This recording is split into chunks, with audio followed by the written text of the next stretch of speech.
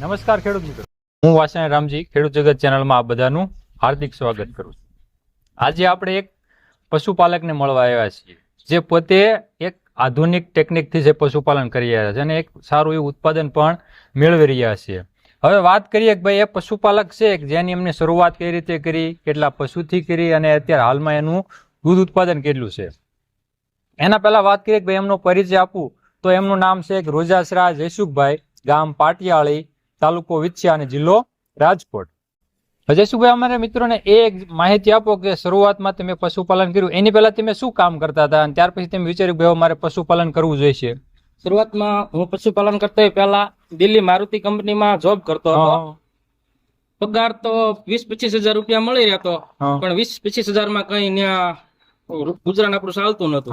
પછી એક વિચાર આવ્યો કે ઘરે જઈને પશુપાલન શરૂ કરીએ. ત્યારબાદ જોબ છોડી ઘરે આવીને 7 થી 8 ગાયોથી પશુપાલન ચાલુ કર્યું.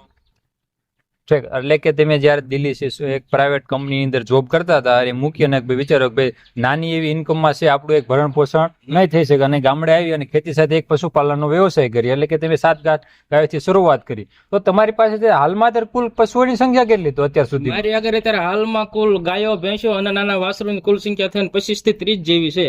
એટલે કે આ શરૂઆતથી અત્યાર સુધીમાં કેટલો સમયગાળાની અંદર છે તમે આ 30 પશુ છે એ તૈયાર કર્યા નાના મોટા?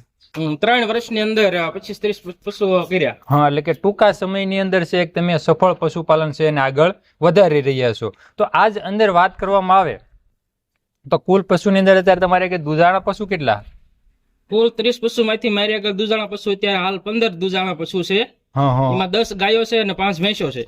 એટલે કે આ જે કુલ સંખ્યાની અંદર છે એક સારું એવું દૂધ ઉત્પાદન છે તમને મળી રહ્યું છે. તો આ જે દૂધાળા પશુ છે એની અંદર વાત કરીએ કે ભાઈ તમને જે દૂધ છે પર ડે નું કેટલા લીટર છે તમે ડેરી આપો છો? પર ડે નું દૂધ સવાર સાંજ નું થઈને 100 લીટર પ્લસ દૂધ રહે છે.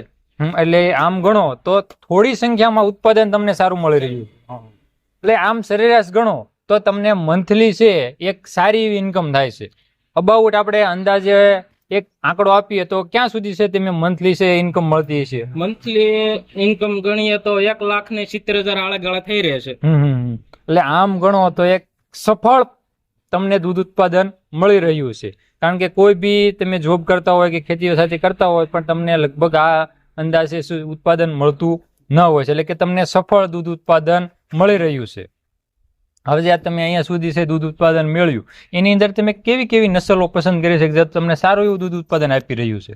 એમાં આપણે જોવા જઈએ તો મારી આગળ 4-5 એચએફ ગાયો છે, બાકી 3-4 ગીર ક્રોસિંગ છે, જાફરાબાદી ભેંસો છે, એ અલગ અલગ 2-3 નસલો છે. એટલે કે જર્સી છે, ગીર ગાઉ છે અને ભેંસો છે. ભેંસોની અંદર વાત કરીએ તો કે જાફરાબાદી પણ તમે ભેંસો રાખો છો અને બીજા અંશે ભાઈ આપણા અહીંયા સ્થાનિક વિસ્તારમાં જોવા મળતી કોઈ દેશી ભેંસોની તમે પસંદગી કરી હોય.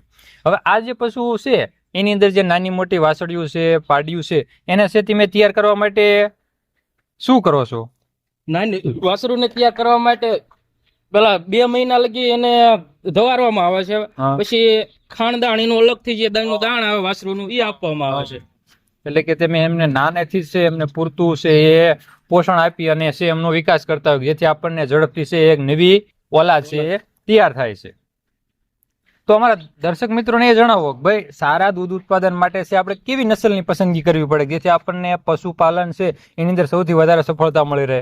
સારા નસલમાં જો તમારે એશએફમાં પસંદગી કરવી હોય તો એની હાઈટ, લંબાઈ બધું જોઈ પસંદ કરવું પડે. પછી માનો કે એનો વરાક હોય બહુ આગળ નો હોવો પડે, પાછળની બાજુએ હોવો પડે, એવી રીતની પસંદગી કરવી. એટલે કે આપણે કોઈ બી નસલ પસંદ કરતા હોય ત્યારે ખાસ કરીને એનો બાંધો છે મહત્વનો છે.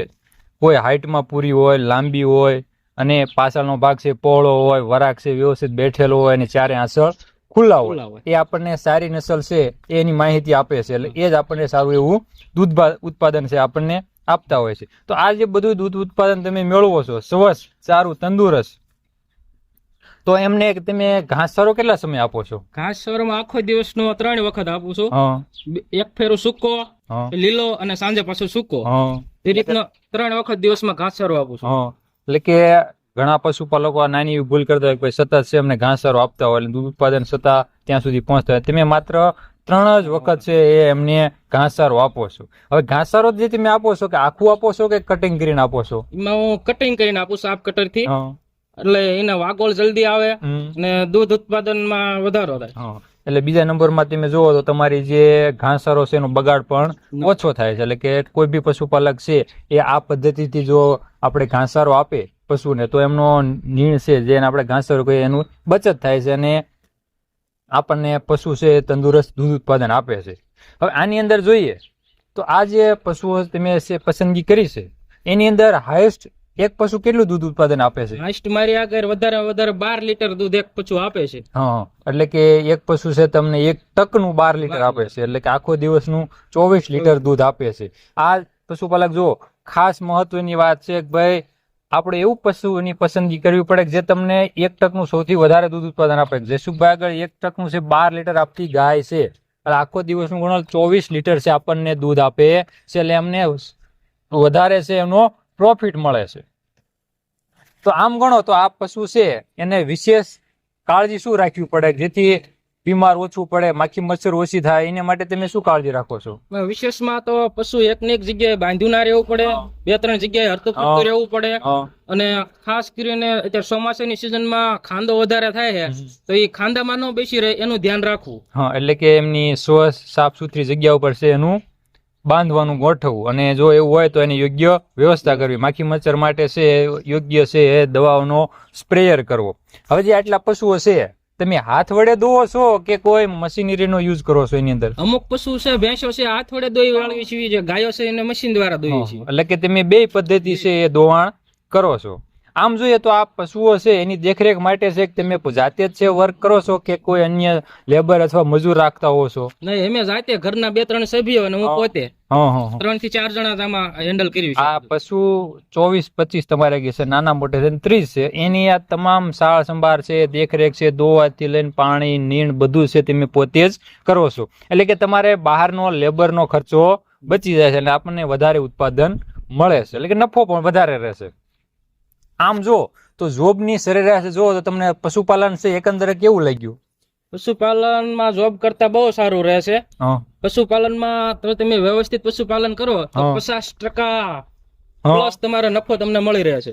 એટલે કે આ એક એવો બિઝનેસ અત્યારના સમયમાં છે કે જે તમને 50% નફો છે એ જોવા મળે છે. એટલે અમારા ઘણા યુવાનો એવા હોય છે કે જે રોજગારીની તકો છે એ ન હોય અને પોતે એક સફળ પશુપાલક અથવા પશુપાલન કરવા ઈચ્છે છે, તો તમારું શું એમાં વિચાર છે? 100% પશુપાલન કરાય. પશુપાલનમાં 100% નફો છે અને ભવિષ્યમાં તે પશુપાલન કરશો તો કોઈ પ્રકારની તકલીફ નહીં પડે, આવકમાં વધારો થાય છે.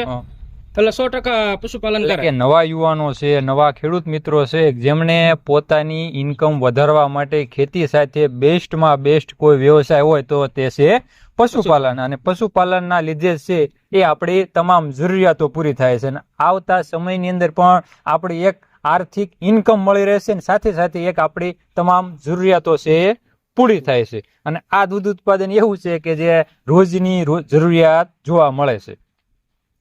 તો આવા અમારા નવા વિડીયો સાથે છે આપણે ફરીવાર મળીશું. આભાર જયસુખભાઈ.